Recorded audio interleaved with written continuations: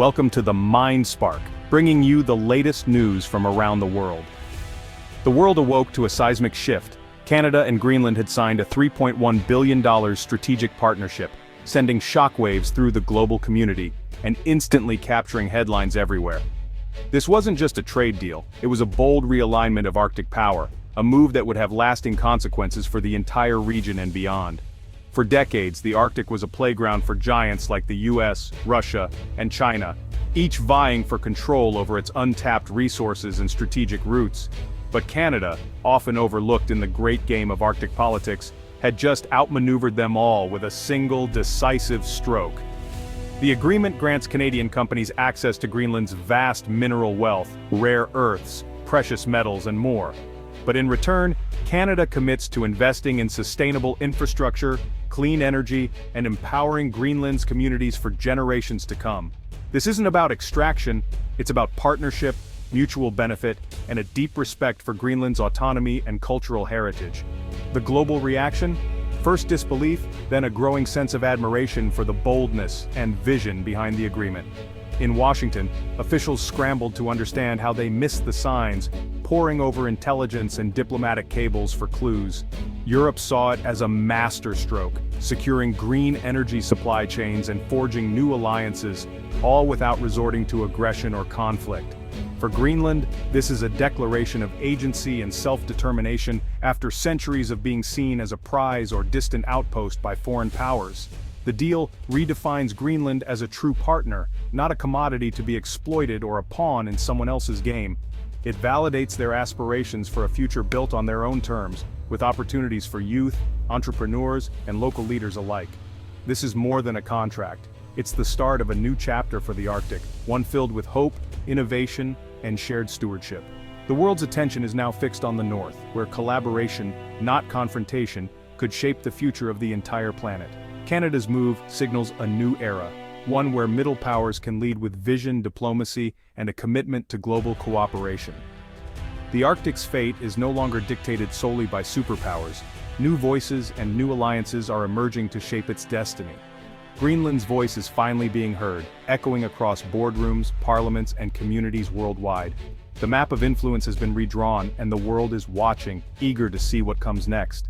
The Arctic story has just begun, and its next chapters promise to be more transformative than ever before. In Washington, the Canada-Greenland deal landed like a thunderclap, sending shockwaves through the halls of power. Few had anticipated such a bold move from their northern neighbors, and the news quickly became the talk of the capital. The US, long the dominant Arctic power, was caught off guard by this unexpected alliance. For decades, America had assumed its influence in the region was unshakable. America's focus on military might and great power rivalry had blinded it to Canada's quiet, patient diplomacy. While the US flexed its muscles, Canada was building bridges.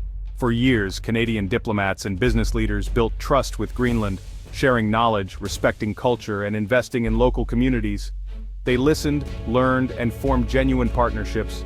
This wasn't a sudden move, it was a decade in the making, the result of countless meetings, negotiations, and shared experiences. The US now faces a new reality. Power in the Arctic isn't just about force, but about relationships, trust, and understanding the aspirations of others. Greenland, once seen as a pawn in global games, now has options. And it chose a partner who listened, respected, and empowered its people.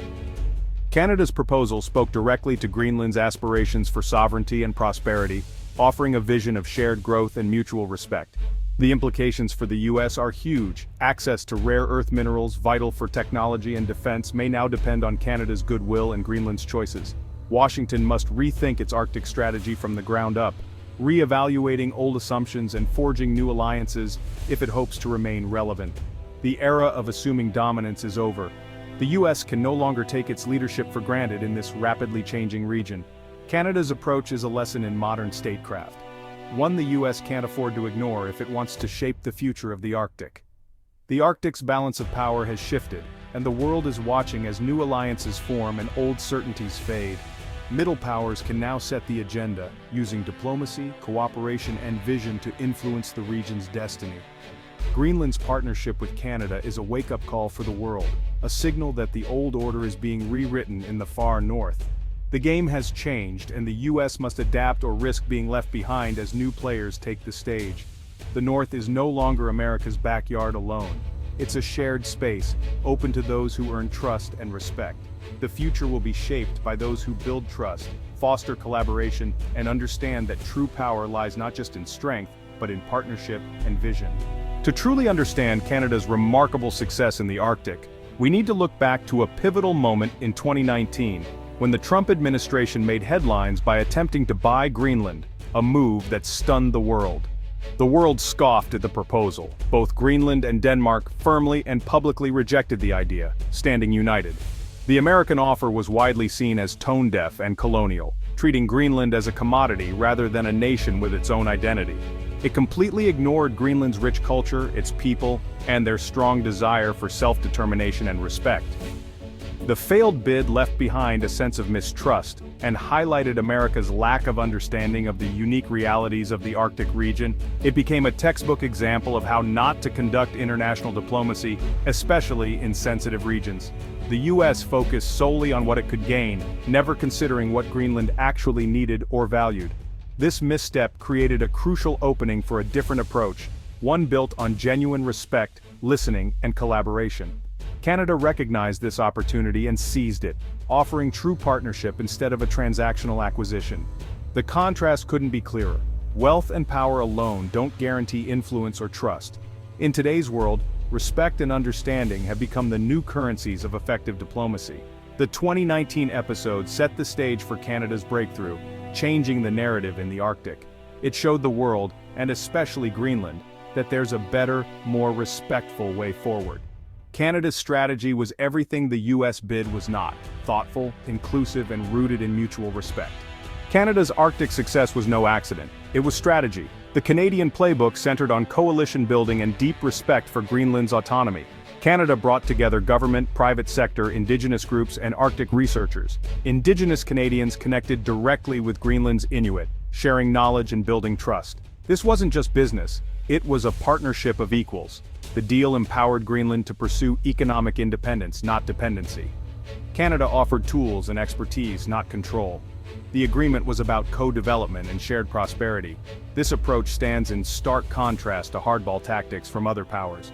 Canada saw Greenland as a nation to be enabled, not a territory to be managed.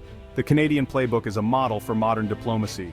Respect, coalition, and listening, these are the keys to lasting success. Why is Greenland suddenly so important? The answer lies beneath its ice-rare earth minerals.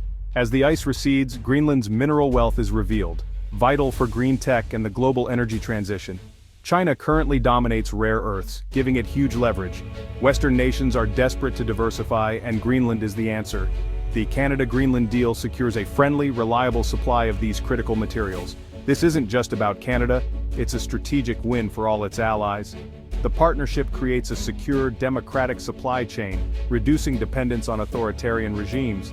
It's a game changer for technological and energy independence. The deal ensures responsible, sustainable development. Greenland's resources will power the green revolution and its own future. The stakes couldn't be higher. Mining in Greenland is a delicate task. The Arctic is one of Earth's most fragile ecosystems. Any development risks harming pristine landscapes and wildlife. Greenlanders know their future depends on protecting their environment.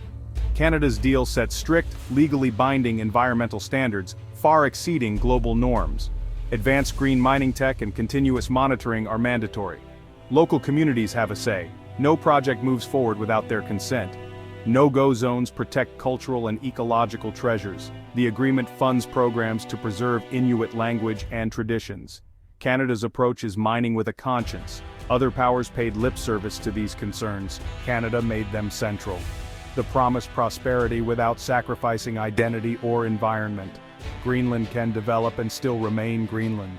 The Canada-Greenland deal is revolutionary because it invests in people, not just resources. Billions will go to modern ports, airports, and clean energy, connecting remote communities. Funds are earmarked for schools, training centers, and healthcare, building human capital. The goal: create lasting careers and empower Greenlanders to lead their own development. Telehealth and new clinics will improve well-being across the island. This people-first approach keeps wealth in Greenland and builds a self-sufficient economy. It's a partnership, not a transaction. Canada's vision, a stronger, healthier, more independent Greenland. The deal aligns with Greenland's national aspirations. Investing in people is what truly sealed the partnership. The Canada-Greenland partnership has changed the Arctic's future. It's a turning point, cooperation over confrontation. Middle powers and small nations can now shape the region's destiny. The lesson listening and respect matter more than force. Greenland chose partnership, not domination. The era of coercion is fading. Partnership is the new path. The US faces a choice: adapt and collaborate or risk isolation. The Arctic could be a model for global cooperation or a battleground. The Canada-Greenland deal is a beacon of hope. The world is watching to see which path we choose.